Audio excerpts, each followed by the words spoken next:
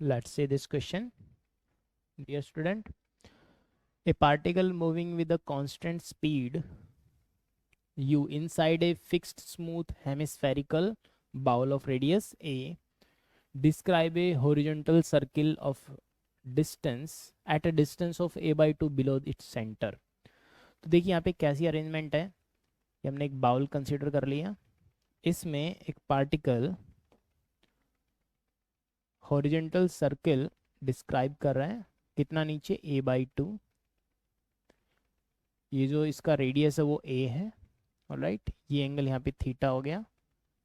Downward हम mg force दिखा सकते हैं, यहाँ पे टेंशन t, और इसके कंपोनेंट्स में मैं यदि इसको रिजॉल्व करता हूँ तो मैं क्या लिख सकता हूँ, अपवर्ड डायरेक्शन में t cos थीटा और इधर क्या हो जाएगा t sin theta. Okay, t cos theta upper direction में है और लेफ्ट साइड में यहाँ पे क्या T sine theta, mg downward हो गया। ठीक है, तो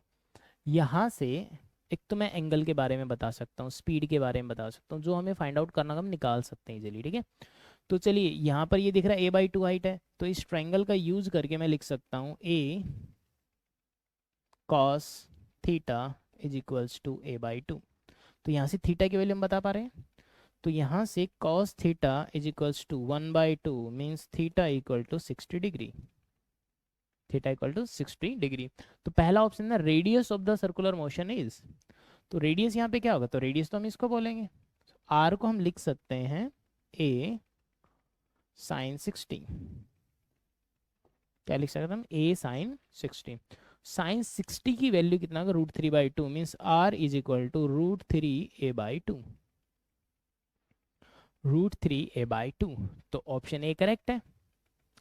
देन इसमें पूछा कि वैल्यू ऑफ u,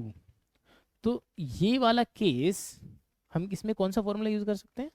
हम इसके अंदर फॉर्मूला यूज कर सकते हैं किसी कॉनिकल पेंडुलम वाला, कॉनिकल पेंडुलम हो या फिर ऐसे किसी बाउल के अंदर हो, बिल्कुल सिमिलर केस होता है, टेंशन की जगह यहाँ पे नॉर्मल हो जा रहा है। ठीक है, यहाँ पे जो मैंने टेंशन टी दिखाया है यहाँ पर इसको आप नॉर्मल बोल सकते हो, एक ही बात है। ओके, टी को आप किससे रिप्लेस कर दो, एन से, तो बिल्कुल वैसा ही है जैसे कि कॉनिकल पेंडुलम। ठीक है, सेम सिनेरियो है, बस टी को एन से रिप्लेस कर दिया जाता है। तो चलिए यहाँ पे क्या कॉन्सेप्ट यूज, हम एक और फॉर्मूला यूज करने वाले हैं यहाँ पर, जैसे कॉनिकल पेंडुलम होता है tan theta is equals to v square by g r. तो यहाँ पे क्या है, थीटा ये वर्टिकल के साथ एंगल होते हैं, वी किसी स्पीड से वो मूव कर रहा है, g r, g acceleration due to gravity, r वहाँ पे रेडियस होती है। ठीक है, तो कुल मिलाकर के हम इसका यूज करने वाले हैं। ठीक है, तो यहाँ पर वैल्यू ऑफ यू पूछा है, तो इस फॉर्मूले का यूज करके मैं लिख सकता हूँ u is equals to under the root of g r ten theta, values put कर देंगे हम, r की वैल्यू यहाँ पर कितनी है, root 3 a by 2, all right, यहाँ पर g की वैल्यू हो गई, नहीं g हम यहाँ पे पुट करेंगे, r की वैल्यू हो गई g tan theta, tan theta की वैल्यू यहाँ पर क्या लिख सकते हैं, टेन 60, टेन 60 मतलब रूट 3,